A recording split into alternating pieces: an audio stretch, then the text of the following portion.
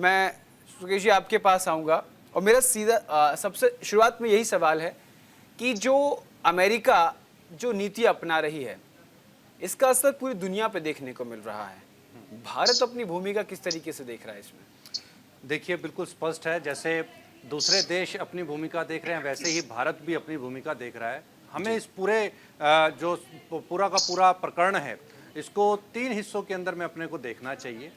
पहला है कि अमेरिका ये जानता है कि उसके देश के अंदर में बेरोजगारी बहुत है और रिसेशन की तरफ अमेरिका बढ़ रहा है। उसको रोकने के लिए ट्रंप जी ने ये एक जो स्टेप है वो लिया है, लेकिन इसका इम्पैक्ट वर्ल्ड वाइड डेफिनेटली वो दिखाई दे रहा है। और पिछले एक हफ्ते से ही नहीं, हम तो ये लगभग अगर मैं मानूं तो 2024 अंत से लगातार हम ये देख रहे हैं। और पिछला 2 जो क्वार्टर गए हैं वो बाजार के लिए, अर्थव्यवस्थाओं के लिए, दुनिया भर के लिए काफी निराशाजनक रहे हैं। और ये 2025 लगभग कमोबेश ऐसा ही जाने वाला है जी। इसको हमें एक और प्रोस्पेक्ट के साथ में समझने की जरूरत है, जहां पर देखिए इसका जो इम्पैक्ट आएगा, इम्पैक्ट को बड़ा नजदीक से देखने की कोशिश की जा रही है जी। अभी तक जितनी भी बड़ी बड़ी इकोनॉमिक एजेंसीज हैं, उन्होंने ये जरूर बताया है कि भारत के ऊपर पे तकरीबन 50 बेसिस पॉइंट्स का अर्थव्यवस्था के ऊपर पे इम्पैक्ट पड़ेगा जी। यानी कि 0.5 जो फीसद है वो इकोनॉमिक के ऊपर पे इफेक्ट आएगा, दबाव आएगा और अर्थव्यवस्था फिसल सकती है। इस बात से कोई दो राय नहीं है। इसके साथ साथ हमें यह भी समझना होगा कि जो भारत का ट्रेड जो बेनिफिट वहां से मिल रहा था, क्योंकि भारत लगभग तकरीबन 74 अरब डॉलर के आसपास का एक्सपोर्ट करता है और 42 अरब डॉलर के आसपास का इस समय पर इंपोर्ट कर रहा है अमेरिका से। हमने ये देखा है कि पिछले 10 से 15 साल के अंदर में एक्सपोर्ट काफी बड़े हैं। अभी मैं आपकी ये जो रिपोर्ट देख रहा था उसके अंदर में आपने कुछ कमोडिटी, एग्री कमोडिटीज की भी बातचीत की जी, कि वहां पर आपका मखाना वहां एक्सपोर्ट होता है, काफी अच्छी क्वांटिटी के अंदर एक्सपोर्ट हो रहा है। हल्दी की आपने यहाँ पर बात की, डेफिनेटली उसके ऊपर पे एक इम्पैक्ट देखने को मिलेगा। लेकिन हमें यहाँ पर अपॉर्चुनिटीज को भी साथ में देखने की जरूरत है। हमें यह देखना होगा कि इस समय पर जो ट्रेड वॉर है, जो ये ट्रेड वॉर की तरफ जो कन्वर्ट हुआ है, उसमें सबसे ज्यादा जो इफेक्टिव कंट्री है वो है चाइना।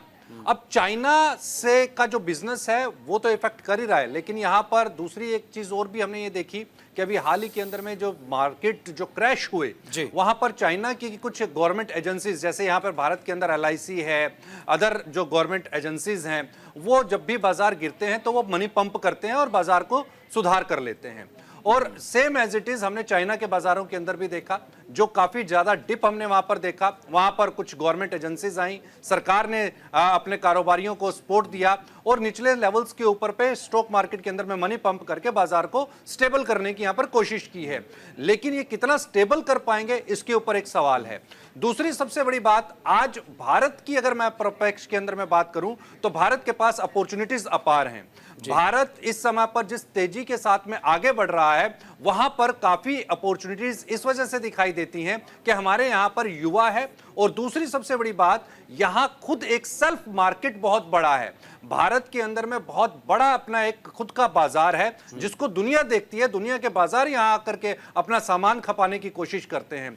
तो अगर जिस तरीके से सेल्फ एम्प्लॉयमेंट और साथ ही साथ सेल्फ सस्टेनेबिलिटी की बात भारत सरकार करती आई है, अगर उसको थोड़ा सा और मजबूत कर दिया जाए, स्टार्टअप्स के अंदर में हमने देखा काफी बहुत बड़े स्टार्टअप्स भारत के अंदर में यहाँ पर नए आए हैं और नई नई टेक्नोलॉजी AI की तरफ भारत ने जिस तरीके से आगे कदम बढ़ाया है, वो एक चीज है।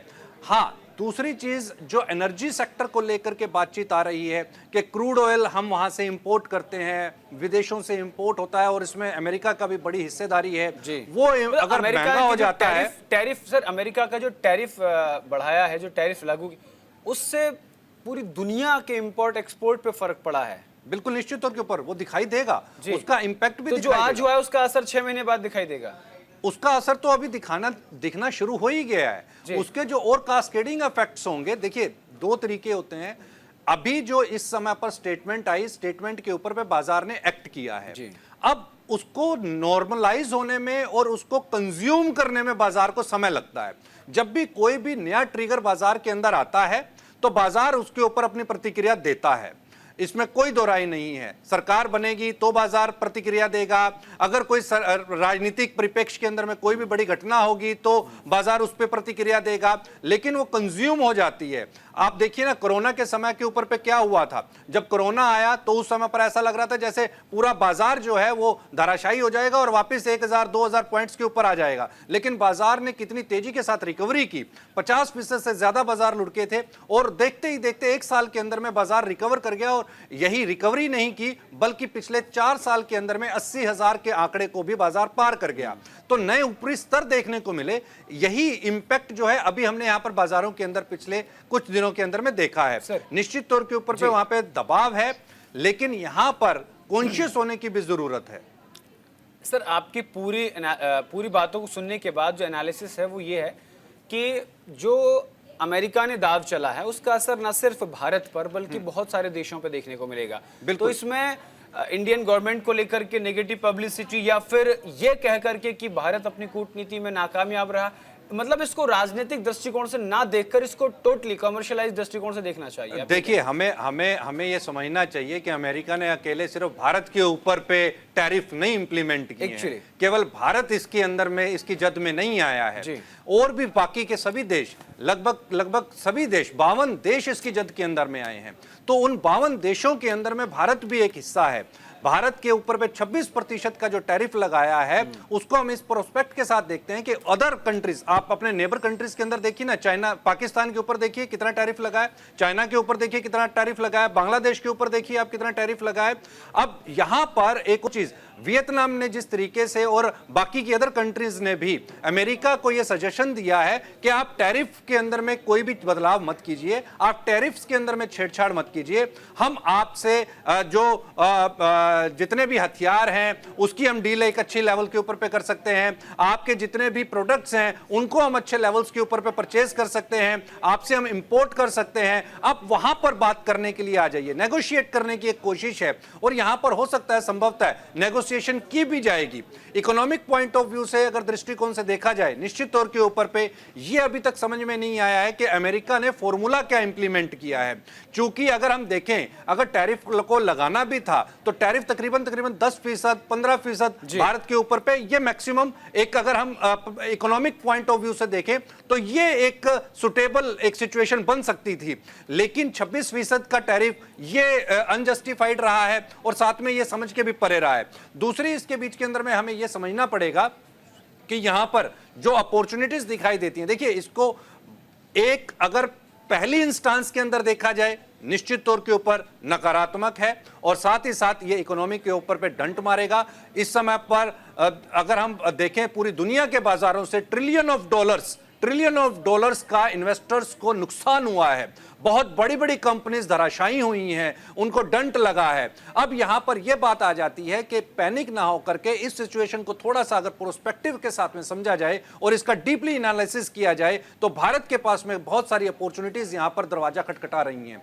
भारत को यह देखना होगा कि इनके नेबरिंग कंट्रीज की इस समय पर क्या सिचुएशन है और इस नेगेटिव एनवायरनमेंट के अंदर में हम उन अपॉर्चुनिटीज का बेनिफिट कैसे ले सकते हैं। चाइना और अमेरिका के अंदर अगर डायरेक्ट ट्रेड वॉर हो रही है तो उसका बेनिफिट भारतीयों को कैसे मिल सकता है, भारत का एक्सपोर्ट यहां पर कैसे इंक्रीज किया जा सकता है और उसके बेनिफिट्स कैसे हम आगे पास ऑन कर सकते हैं। ठीक है, देखिए चूंकि सर आप इकोनॉमी एक्सपर्ट हैं तो मेरे ज्यादा सवाल आपसे इसलिए बने क्योंकि मेरे साथ महेश वर्मा जी भी हैं, शिवानंद जी भी हैं, इनसे मैं राजनीतिक प्रोस्पेक्टिव से बात करूंगा, लेकिन एक और सवाल उसके बाद महेश जी के पास जाऊंगा। देखिए भारत जो है वो मिश्रित विकासशील अर्थव्यवस्था है भारत जी, ऐसे में चाइना का से माल सबसे ज्यादा अगर आता है तो वो भारत आता है। बिल्कुल। कुछ दिन पहले चाइना ने भारत को एक पत्र लिखा है और उस पत्र को पढ़कर यही लग रहा है कि चाइना एक बार फिर से भारत के साथ अपने रिश्ते मजबूत करना चाहता है। वो ऐसी स्थिति में जब उसको ये बिल्कुल लग गया है कि भाई अमेरिका और उसके आसपास के देशों से, कई देशों से चीन को नकारा जा रहा है, तो भारत को एक बड़ी अर्थव्यवस्था के तौर पर, एक बड़ी मार्केट के तौर पर देख रहा है।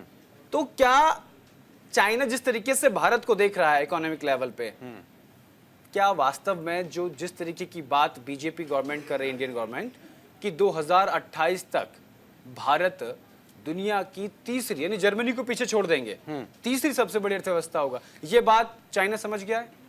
देखिए, यहाँ पर जो चाइना ने जो पत्र लिखा वो इस प्रोस्पेक्टिव से नहीं लिखा कि तीसरी बड़ी अर्थव्यवस्था बनने जा रहा है भारत, या फिर भारत के अंदर में अपॉर्चुनिटीज दिखती हैं उसको। सिर्फ सिंपल सीधी सी बात है, एक बहुत बड़ा कंज्यूमर बेस्ड भारत के अंदर चाइना को नजर आता है। Exactly. दूसरी सबसे बड़ी बात निश्चित तौर के ऊपर, ये सिर्फ चाइना को नजर नहीं आता, ये दूसरे अदर वही तो मेरा मतलब मुल्क था हैं। कि बड़े मार्केट के तौर पर भारत को देख रहा है जी, चाइना। जी, तो जी। पत्र से तो यही मतलब हुआ ना कि भाई बिल्कुल। वापस जो देखिए जिस तरीके से लाइन ऑफ एक्चुअल कंट्रोल पे, जिस तरीके से इनके सीमा विवाद को लेकर रिश्ते खराब हुए, फिर बीच में मोदी जी बाहर गए, जयशंकर जी बाहर गए, और फिर उसके बाद एक खबर आई कि वो पीछे हट गए हैं।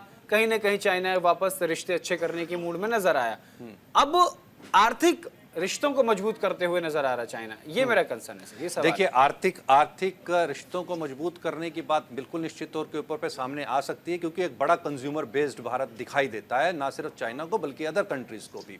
दूसरी सबसे बड़ी प्रोस्पेक्टिव वाली यहाँ पर आपको ध्यान में रखनी पड़ेगी बात कि भारत के अंदर में अब जो युवा शक्ति है वो स्टार्टअप्स के जरिए यहाँ पर नए नए विकल्प देख रही है। हाँ, यहाँ पर भारत सरकार को एक काम जरूर करना चाहिए, और जो कि आपके साथ में सरकार से जुड़े हुए नुमाइंदे भी यहाँ पर मौजूद हैं, उनके माध्यम से मैं ये बात कहना चाहूंगा कि अगर रिसर्च एंड डेवलपमेंट के ऊपर पे एक अच्छी खासी अमाउंट खर्च की जाती है भारत सरकार की तरफ से, तो निश्चित तौर के ऊपर पे भारत अब आज की तारीख में इतना सक्षम है कि वो इस तरह की जितने भी बाहर से विदेशी ताकतें जो आकर के आपके बिजनेस को डिस्टर्ब करती हैं, इकोनॉमी को डिस्टर्ब कर सकती हैं, भारत उनमें उभरने में सक्षम है। आज की तारीख में भारत सक्षम है। ठीक है सर।